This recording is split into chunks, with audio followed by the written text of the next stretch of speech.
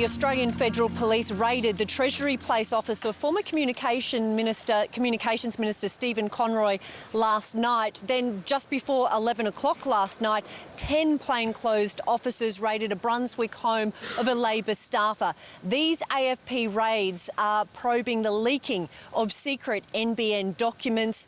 These documents allegedly show that the rollout of the NBN was slower and more expensive under the coalition than Labor. Hello, I'm Paul Barry. Welcome to Media Watch. And those dramatic police raids last week, we believe, strike at the heart of the public's right to know how this country is being governed. But for News Corp's headline writers, who reached for the biggest print in their arsenal on Friday morning, the news was all about damage to Labor. Election bombshell. Cops raid Labor. Campaign bombshell. Cops raid Labor. Election bombshell. Cop raid hits ALP. We'll see how it turns out. But Labor's response was to question the timing, right in the middle of an election campaign, and to accuse the government of using the police for political advantage, something that Prime Minister Malcolm Turnbull and AFP Commissioner Andrew Colvin were quick to deny.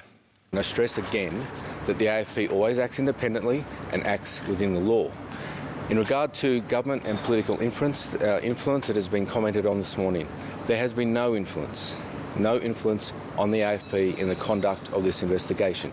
It's now clear Communications Minister Mitch Fifield did know about the AFP's investigation, even though it was NBN Co that called in the cops last December. But as Labor's Shadow Attorney-General Mark Dreyfus pointed out, there is arguably much more than politics at stake here. It's now become apparent that this search warrant process is directed not merely at opposition front benchers and their staff, but directed also at the media. And it raises questions about not only the public's right to know, but the right of the media to publish. So why the raids and what were they after? Well, the police were trying to track down the source of politically damaging stories like this in the Sydney Morning Herald last November. Leaked NBN budget blowout documents threatened to embarrass Malcolm Turnbull. Those revelations also made headlines in The Australian that day, on the tech site Delimiter, and in the Australian Financial Review, which revealed the embarrassing news that NBN Co spent $800 million to buy and reuse Optus's cable network. Now it may be forced to invest another $375 million to rebuild parts of the fading network because it isn't capable of delivering high-speed broadband to enough people. Those stories were based on one leaked document from NBN Co titled Overbuilding Optus and marked Commercial Confidential. And another leaked document set off a new wave of stories 2 months ago. In the midst of it all, another leak. This document, obtained by Lateline and marked for official use only, highlights the cost-effectiveness of rolling out skinny fibre all the way to the front gate. It's a technology that also lasts much longer than copper and delivers vastly better internet speeds. It is hardly top secret or a threat to our national security. And it's hard to disagree with Bill Shorten that the public has a right to be told how taxpayers' money is being spent. Why is it a state secret that Prime Minister Turnbull and his various government agencies will go to such lengths to keep away from people?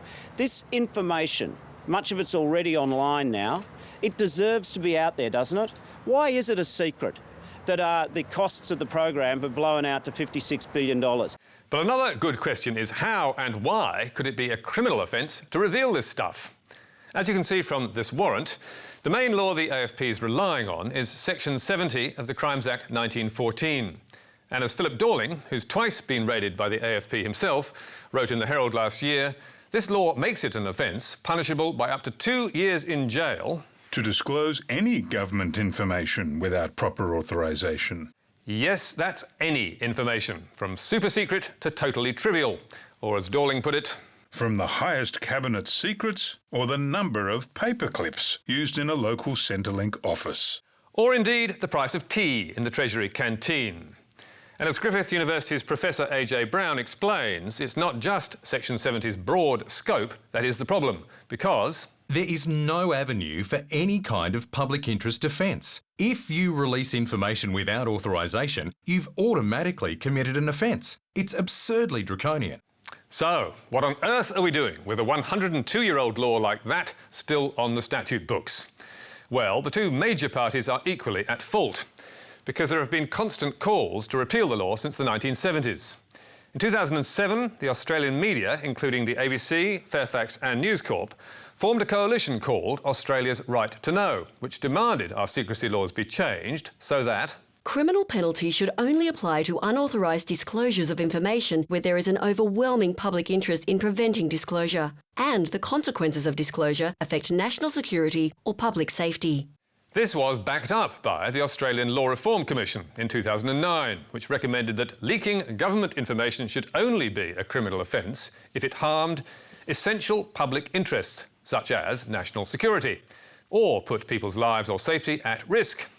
But Parliament did nothing, the report was shelved, and the law remains, with governments of all colours happy to use it for political ends, as Kevin Rudd's government did back in 2008 over a leak about petrol prices.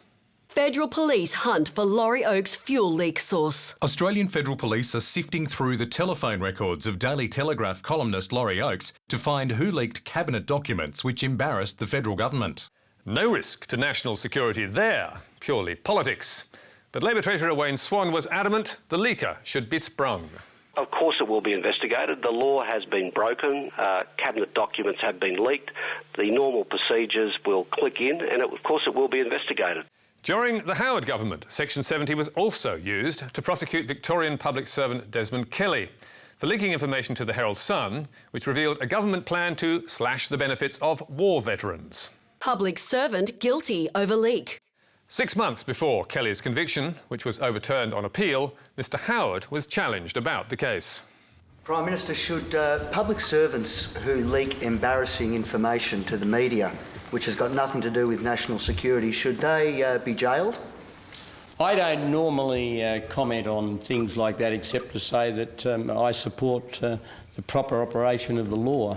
So, police raids on embarrassing leaks are hardly new, although it is a first to have them during an election campaign. But why has the law not been repealed or narrowed in scope? According to lawyer Peter Timmins, who advised the Law Reform Commission and Australia's Right to Know, the Greens have talked about this for years, as has Nick Xenophon, but no ministers have ever taken it seriously. Or, as another lawyer, Greg Barnes, explained to Media Watch somewhat cynically, it's fairly simple. Politicians loathe leaks that they don't authorise, so they aren't going to pass legislation which makes it easier for people to leak. So, is there any chance of that changing? Not according to Andrew Wilkie MP, himself once a whistleblower, who told Media Watch, I hold out little hope for any change to this situation anytime soon because the current government and opposition don't really know how to spell public interest, let alone how to pursue it. Depressing, but judging by their record on secrecy laws, almost certainly true.